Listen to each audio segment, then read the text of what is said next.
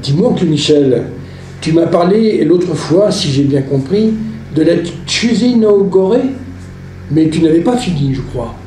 Ah, en effet, on n'avait pas fini. J'attendais que les boudins soient parfaitement cuits. Il faut maintenant goûter à cette cuisine et tu vas voir que tout est bon dans le cochon.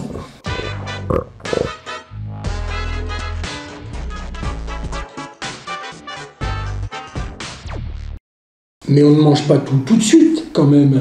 Bah, bien sûr que non, on ne mange pas tout de suite. On va d'abord faire la fête, le dimanche qui suit en général. La fête?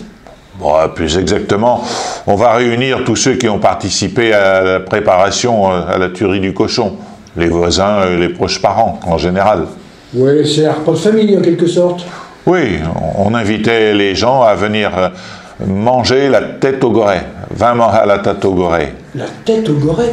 Oui, on la faisait cuire dans la marmite avec des carottes, des poireaux, et puis le bouillon servait à tremper la soupe. Tremper la soupe? Mais ça veut dire quoi? Bah, tout simplement, les restes de pain dur qu'on avait dans la maison, ils n'étaient pas jetés, mais ils étaient placés dans ce bouillon chaud pour faire un potage. Et on ne mangeait que la tête au goret pendant ce repas? Ah bah non, bien sûr, on y ajoutait, on goûtait le pâté, l'arouelle, parfois du rôti. Et peut-être des boudins aussi, non? Ah ben bien sûr, on goûtait les boudins, avec parfois la plaisanterie traditionnelle de demander à la maîtresse de maison où elle avait pris la mesure du boudin. Ouais, toujours aussi délicat, tonton. Et le dessert, alors?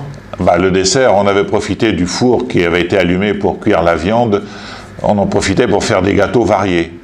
J'ajoute que le four, qui servait à plusieurs maisons, et quand il était allumé, les voisins pouvaient venir en profiter pour cuire leur nourriture. Bah, charge de revanche, bien sûr. Et il se terminait comment, le repas? Bah, pour les hommes, une taupette. Et puis après, une visite au cheptel, dans les écuries, le pâtis proche. Tandis que les femmes, elles allaient rendre visite aux lapins, volailles, aux petits cochons. Chacun son domaine, en quelque sorte.